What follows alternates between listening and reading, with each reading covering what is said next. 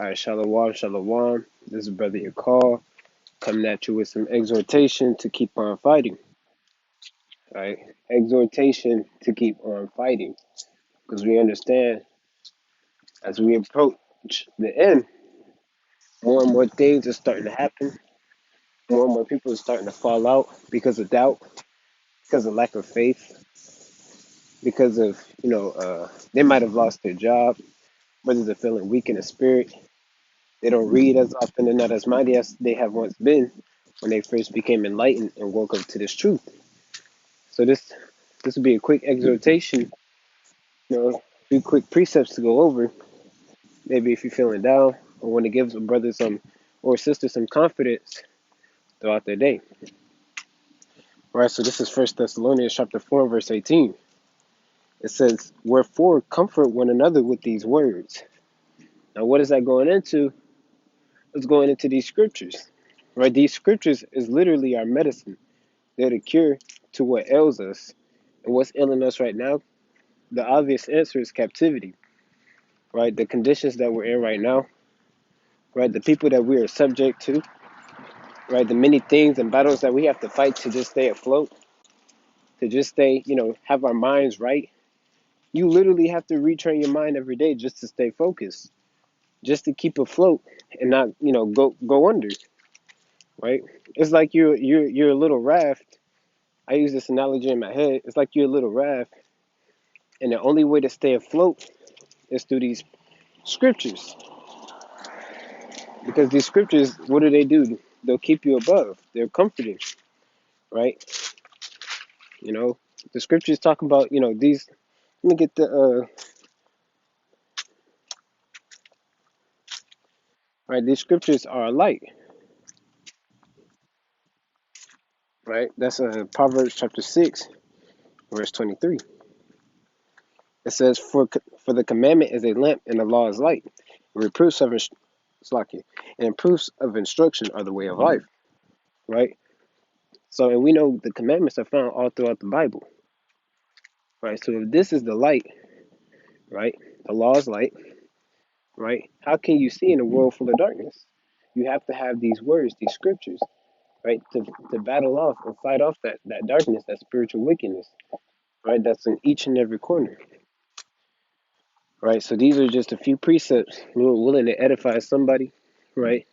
Uplift somebody through the spirit and have somebody to, attain unto righteousness, right?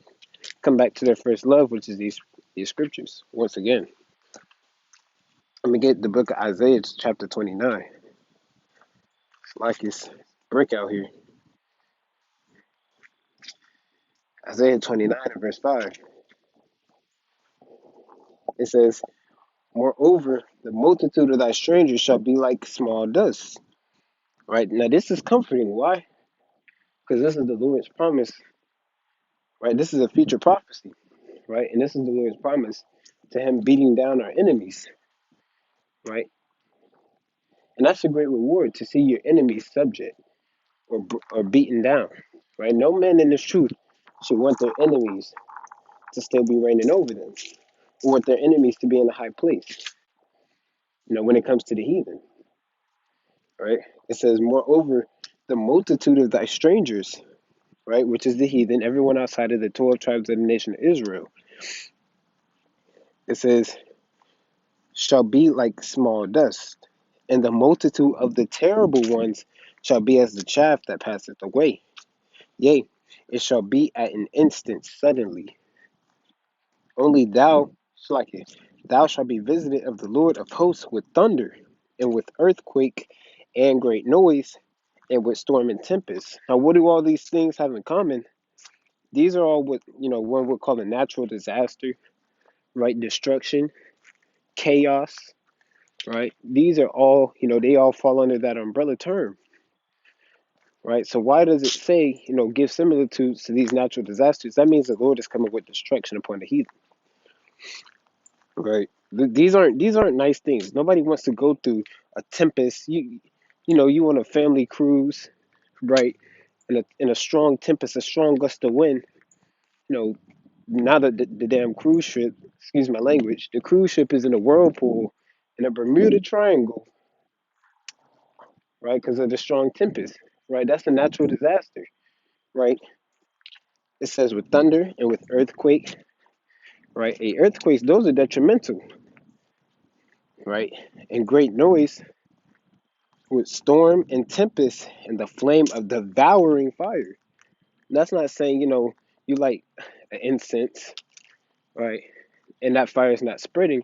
No, that's devouring fire, right? You look, hey, people can't put out some types of fires, right? Australia was on fire at one point, right? California, right? These are devastating, consuming fires, right? And this is how the Lord is going to come upon the heathen, upon the enemies of the nation of Israel. It says, in the multitude of all the nations that fight against Ariel, even all that fight against her and her munition and that distress her shall be as a dream of a night vision, right? So all of this, all the captivity, all the suffering that we go through is going to be like a dream, right? It's literally going to be like, oh, like, in the movie or in the show, the character's having a bad dream, then they wake up, they're in a cold sweat, right? They're like, you know, kind of jolt up and perk up out of bed. That's how we're going to be when we're in everlasting peace, right? It's going to be like it was just a dream. Like, dang, we really went through that? Nah, that couldn't have been right. And we're going to kind of be like trying to, you wake up, you're trying to remember a dream. Like, did that really happen? Nah, can't be. But, these things are said, right? It's going to be like a dream, right? It says, verse 8, it shall even be as when an hungry man dreameth, and behold, he eateth, but he awaketh, and his soul is empty. Right? So you got this man, he dreaming. He fell asleep, he was hungry. Now he dreaming he had a feast. Right? He wake up and all that food was never there. He's starving. Right? It was going to be as if it was never even there. But he awaketh and his soul is empty, or as when a thirsty man dreameth, and behold, he drinketh, but he awakeneth, and behold, he is faint, and his soul hath appetite. So shall the multitude of all the nations be that fight against Mount Zion. So all the riches, all the ingathering, the scriptures say that these certain nations are made fat off the children of Israel. Now, to be made fat, that means you're prosperous. You have an abundance, right? A fat person has an abundance of what they need, right? A glutton, for example, a glutton has an abundance of food, right? He's overdoing it, right? These nations are overdoing, right? They're overstaying their welcome, right? They're doing the most, right? They have more riches than they could ask for, right? Off the backs of who? Israel, right? I'm gonna read that again. It says, "It shall." Now, keep in mind, when we come out of this captivity, it's going to be like a dream, like this, like dang, that can't be right. But it's going to be so. It says, verse 8, "It shall even be as when an hungry man dreameth, and behold, he eateth, but he awakeneth, and his soul is empty. Or as when a thirsty man dreameth, and behold, he drinketh, right? But he awakeneth, and behold, he is faint," right? Like in the old cartoons, like for example, Tom and Jerry, right? I grew up watching Tom and Jerry. You have examples like uh, you got them in a desert, right? I'm gonna use this example. They in a desert, right? They hungry. They imagining each other as chicken wings and barbecue, damn barbecue chicken and all types of meals. That's how they look at each other because they're so hungry. Or when you're in the desert and you see a mirage in a spring of water, but it's not really there, right? And then you have to come to the reality that it's not there.